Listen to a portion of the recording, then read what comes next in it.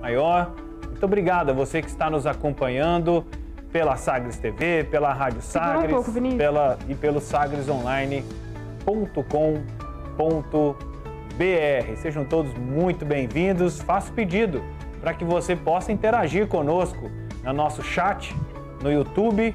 Manda o seu recado, manda a sua mensagem e a gente vai conversando, dialogando e você vai ajudando a gente a participar, a construir, a interagir, inclusive tirar suas dúvidas, que pode ser de tantas outras pessoas aqui nas nossas entrevistas. Então sejam muito bem-vindos.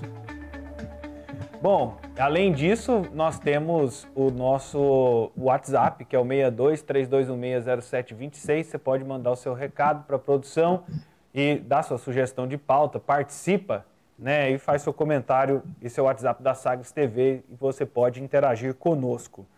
Bom, nosso segundo tema está alinhado aos Objetivos de Desenvolvimento Sustentável. Nós estamos falando do ODS 2. Nós vamos falar do ODS 2. A gente começou o programa falando do ODS 1, que fala sobre o ODS 1, que promete como meta, né, pede e propõe como meta a erradicação da pobreza. Você já imaginou? A pobreza extrema cresceu no mundo, no planeta, cerca de 1,4% da população mundial vive na pobreza extrema. E agora a gente vai falar sobre alimentação, Dia Nacional, Dia Mundial da Alimentação. E ele está atrelado ao ODS 2, que é o Fome Zero e a Agricultura Sustentável. E acabar com a fome é uma das principais prioridades das Nações Unidas nesta década. Porém, o mundo parece estar em retrocesso, com o aumento de 60 milhões de pessoas passando fome nos últimos 5 anos, para cerca de 690 milhões em todo o mundo. Para falar sobre esse assunto, hoje, no Dia Mundial da Alimentação, recebemos aqui no Sagres em Tom Maior a Romélia Moreira Souza, ela que é especialista em cooperação técnica do Instituto Interamericano de Cooperação para a Agricultura, e também o jornalista Denis de Freitas, é o jornalista aqui da Sagres, aqui no sagresonline.com.br. Inicialmente, agradeço a sua participação, Romélia, seja muito bem-vinda. Eu agradeço o convite da TV Sagres e também manifesto aqui a satisfação enorme de ver esse veículo de mídia promovendo os Objetivos do Desenvolvimento Sustentável e promovendo a Agenda 2030.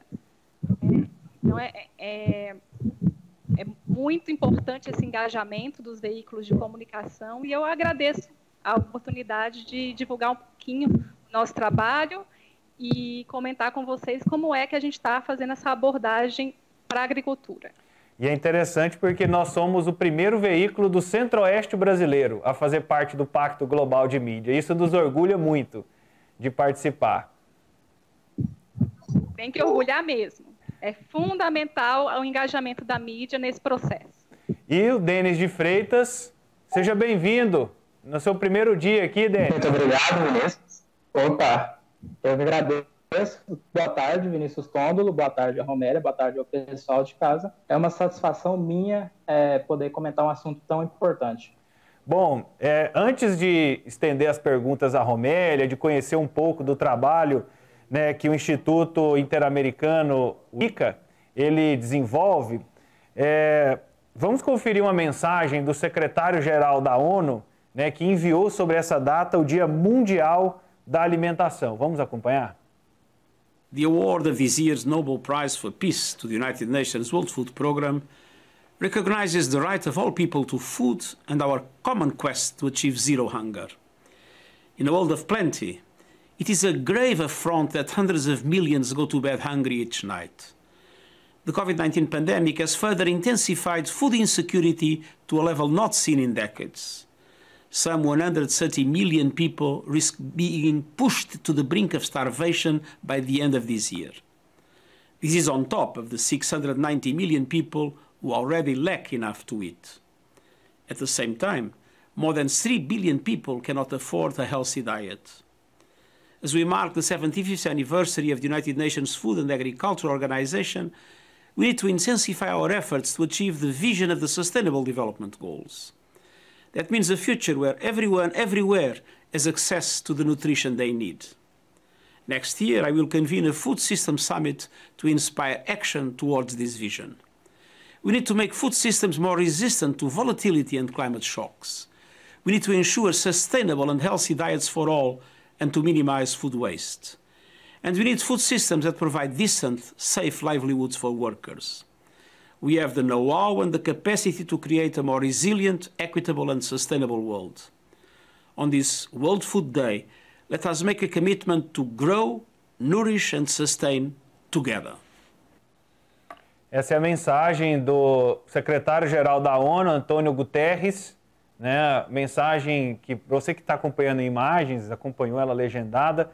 Para você que está nos acompanhando pelo rádio, só faltou a vinhetinha do o que foi que ele disse, o que foi que ele disse, que a gente acompanha no Sagres Internacional. Daqui a pouco o Rubens traz os destaques, inclusive, do podcast de política, de geopolítica, um podcast sobre política internacional que nós temos aqui na Sagres. E o Antônio Guterres, ele chama a atenção de como a Covid-19 empurrou muita gente de volta, né, para questões bem delicadas com relação à alimentação.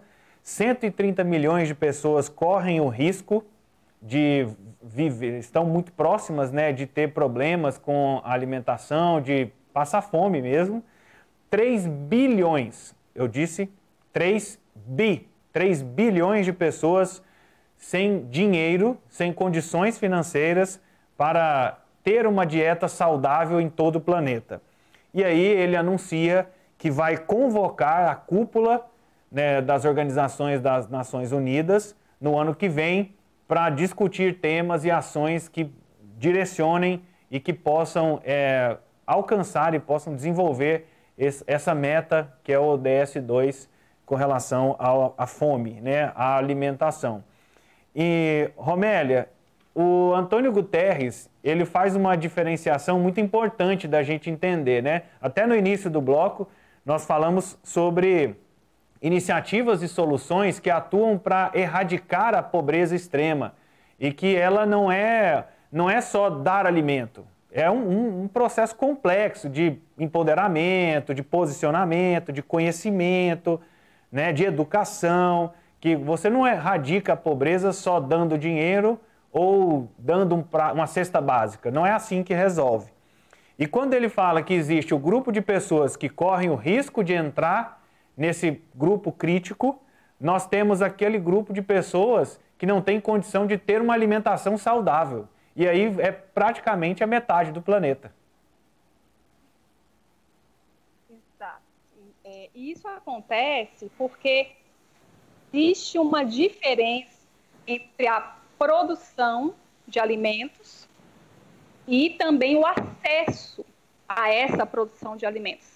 São elos de uma cadeia que envolve produção, comercialização e abastecimento ou distribuição desses alimentos.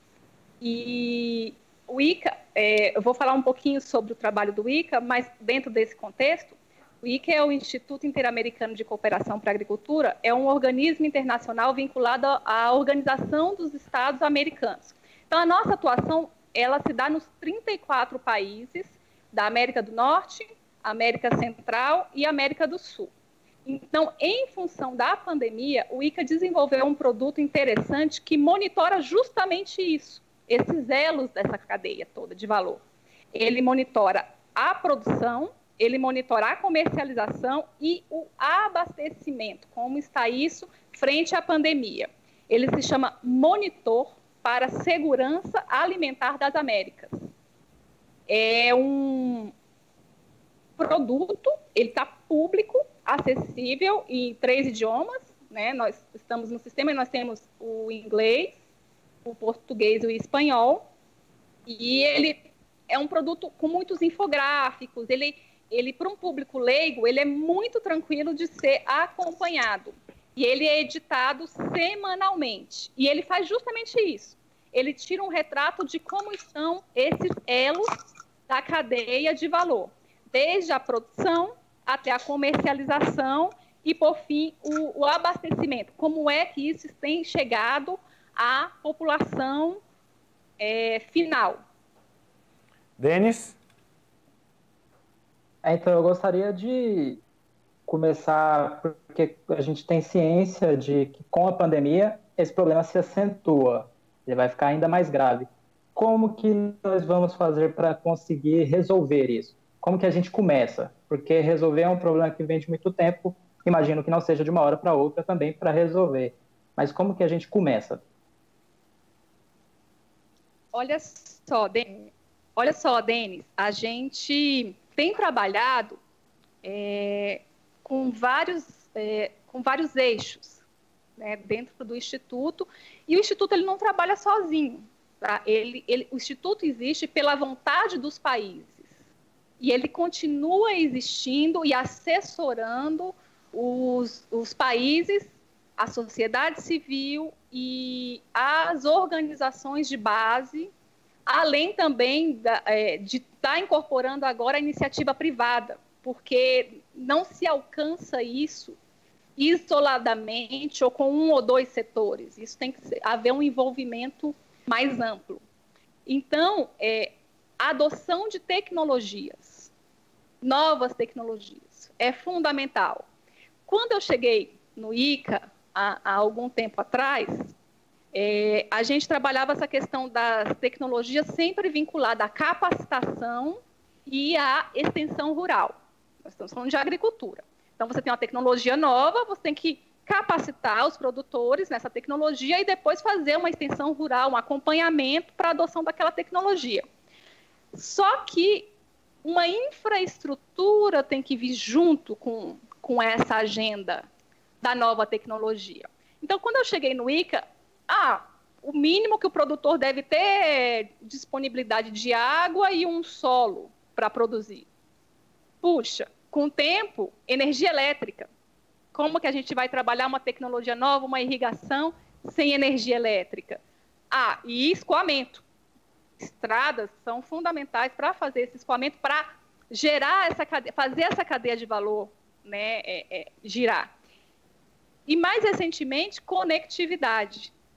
O que nós estamos trabalhando para agora em tempos de Covid? Uma assistência técnica, uma extensão rural digital.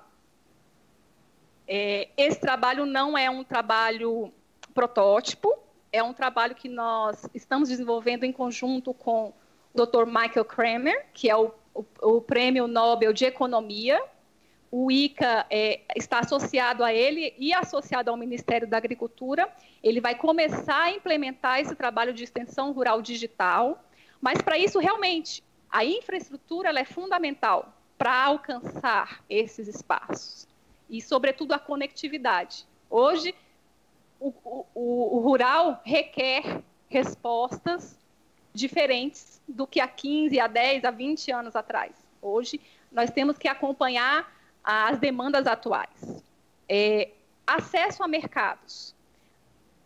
Valorizar, agregar valor aos produtos desenvolvidos e facilitar para que aqueles produtos cheguem à ponta com o menor custo e o menor desperdício é fundamental. É fundamental. Só assim a gente consegue alcançar essa população menos provida de recursos, para que os custos de transabilidade fiquem menores, né? Os custos de transação fiquem menores, e essa população que precisa acessar esses produtos alimentícios consigam acessá-los de uma forma mais qualitativa e numa quantidade adequada. E aí tem todo um arranjo de associativismo, cooperativismo para fortalecimento dos produtores, acesso a crédito, regularização fundiária, são questões muito importantes que precisam ser trabalhadas e estão sendo trabalhadas, cada uma na sua dinâmica, com o seu ente, o seu mandato, dentro desses eixos, né? E, Romélia, não existem... Qual que é hoje, desses 3 eixos, produção, logística e distribuição e acesso, qual deles está mais atrasado nesse processo de popularização? Eu te pergunto porque nós já trouxemos aqui no nosso programa soluções alimentares, né? Eu até fui conhecer um leite feito de abacaxi, chicória e repolho. Assim, é uma bebida que parece leite, tem o gosto e tem todas as características do leite, mas não era leite. Era uma bebida de chicória, abacaxi e repolho. E na hora que eu tomei, se botar o leite da vaca e esse, nós não vamos saber qual que é a diferença. Então, assim, qual desses 3 eixos está mais atrasado hoje? Depende do produto. Depende do produtor. Não tem como eu dizer assim, olha, ele pode estar atrasado, por exemplo, para o teu produtor, o acesso ao mercado e o abastecimento do leite de chicória e abacaxi, pode ser que a produção esteja boa, mas o acesso ao mercado não esteja bom, né? Agora, por exemplo, o café, eu não posso dizer isso, né? O café, a produção, a comercialização e a distribuição do café brasileiro estão ótimos. Safra recorde, exportação recorde, tudo depende do produto e de como ele está sendo trabalhado. Entendi. Diga, Denis. Eu percebo que já tem um projeto bem encaminhado, né? Falta conseguir fazer com que tudo funcione bem para acabar com isso. Aí eu penso que, em contrapartida, nós temos um desperdício de alimento muito grande. Aí eu queria saber como equilibrar isso. Por que há tanto esse desperdício quanto há fome no mundo? Ótima pergunta, Denis. Eu entendo que o desperdício de alimentos, ele é uma dura realidade. E a gente precisa enfrentar essa realidade, e ele ocorre desde o indivíduo, o cidadão, que precisa trabalhar essa questão individualmente, quanto coletivamente, quanto em toda a cadeia de valor do agro. Não existe nenhum, digamos, elo dessa cadeia que não esteja com algum índice de desperdício para ser melhorado, para ser ajustado. E o que eu recomendo, que eu acredito muito, e isso também está entre os ODS, porque vocês sabem, vocês trabalham com isso também, os ODS eles não trabalham de forma isolada, eles trabalham de forma a interagirem, né, uns com os outros, né? Então, a questão da economia circular. Economia circular é fundamental para o combate ao desperdício. E aí a economia circular na cadeia de valor, a economia circular na comunidade, na coletividade e a economia circular no indivíduo, na sua residência, no seu condomínio. Isso é fundamental. E a economia circular ela é fantástica, porque ela aborda todo o ciclo de vida de um produto, né? Quantos produtos nós não lidamos no dia a dia? Então, a economia circular ela aborda todo o ciclo de vida do produto. E a ótica dela é, vamos utilizar, mas vamos reutilizar.